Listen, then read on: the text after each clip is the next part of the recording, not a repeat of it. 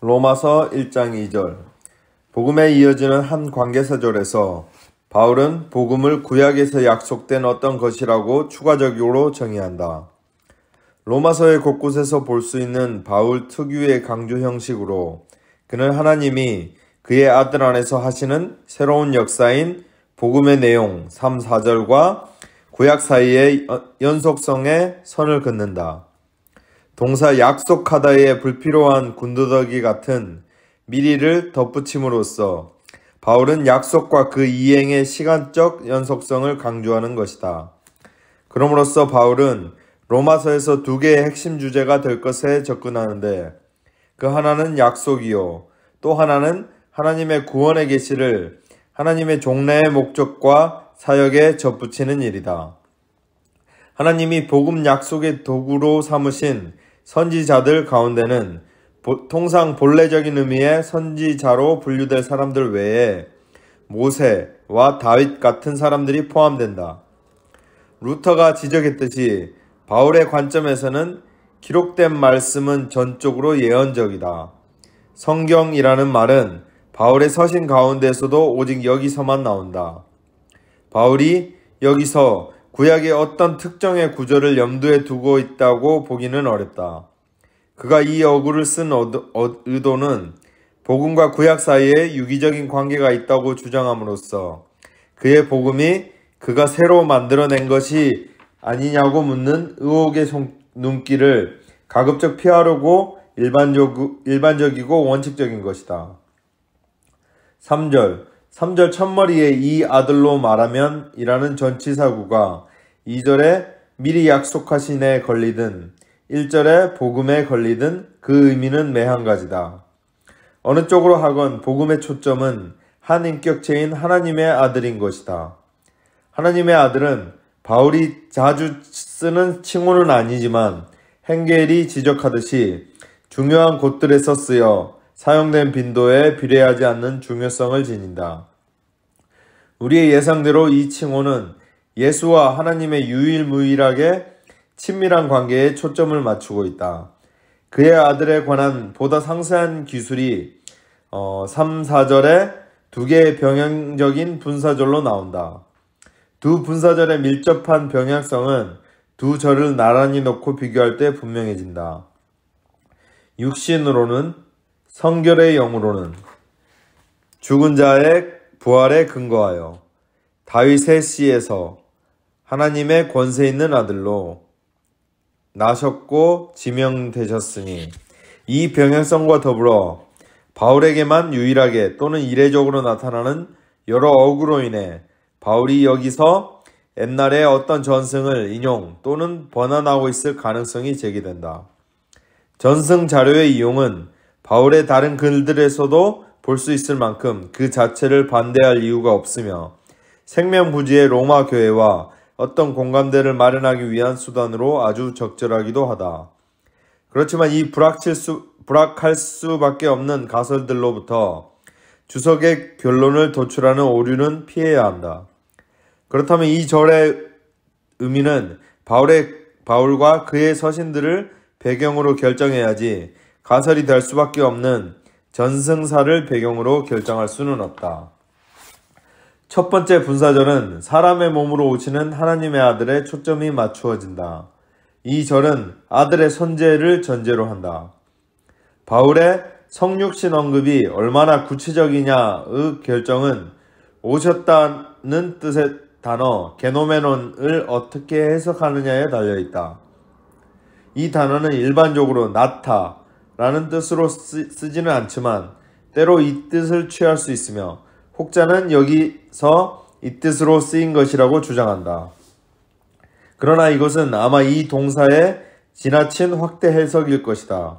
바울이 오셨다가 일반적인 뜻인 이 단어를 쓰는 것은 십중팔구 아들이 되심에는 단순한 탄생 이상의 의미가 내포되었다는 것, 즉 존재의 변화까지 일어났다는 것을 시사하기 위해서일 것이다.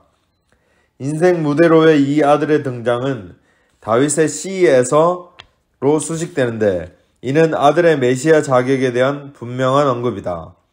마지막으로 이 아들의 오심은 육신으로는으로 수식된다. 육신, 사르크르는 바울의 중요한 신학 용어 가운데 하나다. 그것은 본질적으로 인간 존재를 가리키며 인간 존재가 갖는 일시적이고 연약하고 덧없는 성격을 강조한다. 바울의 글에서 21번이나 쓰인 육신으로는 단순히 인간으로서만 사는 존재 또는 삶을 가르친다. 이 어구는 본질적으로 뜻이 중립적이지만 그럼에도 하나의 관점만 고려되고 있는 만큼 전모를 파악하기 위해서는 다른 면들을 계산에 넣지 않으면 안 된다는 것을 시사한다. 즉 여기서 이 어구는 스펙트럼의 중립 말단 쪽으로 크게 치우쳐 있지만 동시에 예수를 육신의 견지에서만 본다면 우리가 그에 대한 완전한 이해에 도달하지 못했다는 것을 시사해준다. 4절은 또 하나의 관점에서 예수를 봄으로써 그에 대한 이해의 부족을 채우게 해준다. 4절이 로마서의 메시지 전체를 압축한 것이라는 주장은 과장일 수 있지만 이 절은 신학적으로 중요하다. 그러나 이 의미는 논란의 대상이 되고 있는데 의미의 결정은 주석의 기초가 되는 세 가지 질문에 답한 후에야 가능하다. 첫째, 우리가 지명되셨다로 번역한 단어의 의미는 무엇인가? 혹자는 그것이 공표되었다로 번역되어야 한다고 본다. 즉 부활은 예수가 하나님의 아들이심을 공표한 것이라고 생각한다. 그러나 이 동사는 1세기의 그리스어에서 이런 의미를 지니고 있었던 것으로 보이지 않는다. 신학의 다른 7군데에 나오는 이 동사는 결정하다, 임명하다, 정하다를 뜻하며 여기서도 이 의미를 갖는다고 보아야 한다. 즉 아들이 부활에 힘입어 아버지 하나님에 의해 하나님의 아들로 임명되신 것이라고 볼 수 있다. 얼핏 생각하기에 이것은 신학적으로 곤란해 보이겠지만 여러 가지를 참작하면 모든 어려움이 해소된다. 부활이 예수로 하여금 어떤 의미에서 하나님의 아들로 임명되게 했다는 착상에 필적하는 것들을 신학의 다른 곳들에서 볼 수 있다. 특히 바울이 비시디아 안디옥에서 회당의 예배자들에게 선포한 것을 보라. 곧 하나님이 예수를 일으키사 우리 자녀들에게 이 약속을 이루게 하셨다 함이라. 시편 둘째 편에 기록한 바와 같이 너는 내 아들이라 오늘날 내가 너를 낳았다 하셨고 사도행전 13장 33절 로마서 1장 4절은 아마 다윗과 같은 메시아 왕의 대관에 관해서 말하는 이 시편 9절 2장 7절을 가르칠 것이다. 이런 식으로 말한다고 해서 바울과 신약의 다른 저자들이 예수는 부활의 때에 이르러서야 아들이 된다는 생각을 가지고 있었다는 뜻은 아니다. 여기서 우리는 아들이 3절, 4절에 있는 진술 전체의 주어라는 것, 즉 아들이 아들로 지명되는 것이라는 점을 기억하지 않으면 안 된다. 이 진술의 동의어 반복적인 성격이 드러나는 것은 아들로 지명되는 것이 한 개인 또는 인간으로서의 메시아가 처음으로 하나님의 아들이 되는 식의 본질의 변화가 아니라 지위 또는 기능의 변화라는 점이다. 이 시점에서 우리는 2절에서 제기되는 주석상의 두 번째 핵심 쟁점이 되는 능력으로 라는 어구의 기능을 고찰하지 않으면 안 된다. 이 어구는 공표되었다를 수식하거나 능력으로 하나님의 아들이라고 공표되었다. 하나님의 아들을 수식하거나 권세 있는 하나님의 아들로 공표되었다. 둘 중에 하나일 수 있다. 그러나 두 번째에 나오는 아들인 하나님의 아들을 첫 번째에 나오는 아들인 3절의 그의 아들과 구별할 필요가 있는 만큼 후자를 수식하는 것으로 보는 것이 훨씬 바람직하다. 그렇다면 바울이 주장하고 있는 것은 전부터 계시던 아들이 약속된 메시아로서 인간 세계에 사람의 몸으로 왔다가 부활에 근거하여 세상에 대해 보다 권세 있는 새로운 지위가 임명되셨다는 것이다. 아버지의 뜻에 복종하신 덕분에 그리고 복음에서 하나님의 구원의 능력이 종말론적으로 계시되기 때문에 그 아들이 주라는 고귀한 새로운 신분에 오르신다. 영원 전부터 하나님의 아들이신 그가 권세 있는 하나님의 아들이 되어 언제든 자기를 힘입어 하나님께 나아가는 자들을 하실 수 있는 것이다. 그렇다면 3절로부터 4절로의 이행은 인간 메시아로부터 신의 아들로의 이행이 아니라 메시아로서의 아들로부터 메시아와 권세를 다스리는 주를 겸하는 아들로의 이행인 것이다. 이제 우리는 세 번째이자 가장 어려운 질문에 봉착한다. 성결의 영으로는 이 무슨 뜻이냐는 질문이 그것이다. 이 어구는 3절에 육신으로는 대구로 쓰였다. 그렇다면 그 대조의 의미를 평가하는 것이 이 질문에 대한 대처가 될 수도 있을 것이다. 그 평가로는 어지러울 정도로 다양한 견해가 발견되지만 그 견해들은 기본적으로 3대 그룹으로 나눌 수 있다. 첫째 그룹은 육신, 영을 예수의 인성과 신성의 대조를 시사하는 것으로 이해한다. 예수가 다윗의 혈통인 것은 그가 사람으로 오셨기 때문이요. 예수 그리스도 안에서 거하는 신성 또는 삼위일체 때문에 그는 하나님의 아들이시라는 것이다. 이 해석은 무시할 수 없는 한 계파를 이루고 있지만 반론에 대항할 수 없는 결정적인 약점이 있다. 그렇게 해석하기 위해서는 호리조를 증명한다 또는 분명하게 보여준다는 뜻으로 새겨야 하는데 우리가 앞에서 살펴보았듯이 그렇게 새겨질 수 있을 것 같지 않을 뿐만 아니라 이 해석이 바울의 서신에서 달리 예를 찾아볼 수 없는 함의를 영에 부여하기까지 하기 때문이다. 두 번째 그룹은 이런 문제를 피해 성결의 영을 예수가 세상에 사는 동안 변함없이 분명하게 보여주신 순종적이고 성화된 영으로 이해한다. 3절 4절에서 보는 대조는 외적이고 육적인 것과 내적이고 영적인 완성 사이의 대조인데 전자에 의해 예수는 다윗의 혈통 자격을 얻고 후자에 의해 예수는 능력으로 하나님의 아들 자격을 얻는다는 것이다.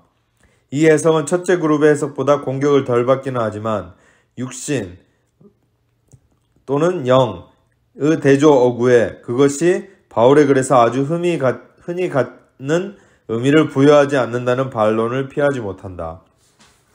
육신과 성령의 대조는 바울의 보다 큰 구속사적 틀의 일부를 이루는데 에온 또는 에라 시대가 대비되는 그 틀에서 옛 시대는 죄와 사망으로 육의 지배를 받고 새 시대는 의와 생명과 종말론적인 성령의 선물을 특징으로 한다. 대조의 세 번째 해석은 이 틀을 출발점으로 삼으며 그렇기 때문에 가장 선호된다. 예수의 지상 생활에서 그는 다윗의 혈통이었고 메시아이셨다. 그러나 그것이 사실이고 귀하다고 해도 이것이 이야기의 전부는 아니다. 그리스도인들에게 예수는 또한 영의 세계에 있으며 능력을 가지고 생명을 주시는 하나님의 아들이기도 하다. 그리스도 안에서 구속사의 새 시대가 시작되었으며 이 새로운 단계의 하나님 계획 가운데서 예수는 하나님의 아들 자격으로 다스리며 모든 믿는 자에게 능력으로 구원을 주신다.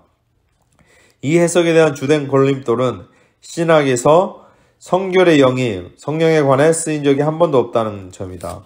사실 이 표현은 성서 헬라어 가운데 여기서만 나온다. 하지만 세머 특유의 맛이 나는 이 표현은 전승의 언어를 반영한 것일 수도 있다. 바울이 언제나 그렇듯이 이 새 시대는 그리스도의 부활로부터 시작된다고 한다. 우리 주 예수 그리스도로 마치면서 바울은 3절 첫머리로 돌아오며 그럼으로써 복음의 중심 내용인 이 아들의 신원이 이제 궁극적으로 그리고 점층적으로 확인된다. 이 확인은 3절 4절에 그리스도론의 공식에 의거하는데 이는 예수의 주 되심이 그의 부활 후에 그리고 부활로 인하여 그가 권세를 입으시는 것과 결부되기 때문이다.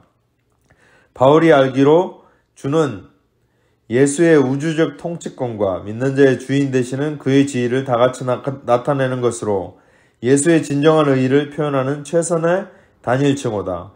그러므로 3절 4절은 독자에게 하나님의 아들, 다윗의 혈통, 메시아, 그리고 주라는 그리스도의 칭호들을 모집해서 보여주는 듯한 인상을 남긴다. 여기에 바울이 로마 교인들에게 아주 자세히 설명하게 될 복음의 핵심이 있음을 그는 분명히 한다.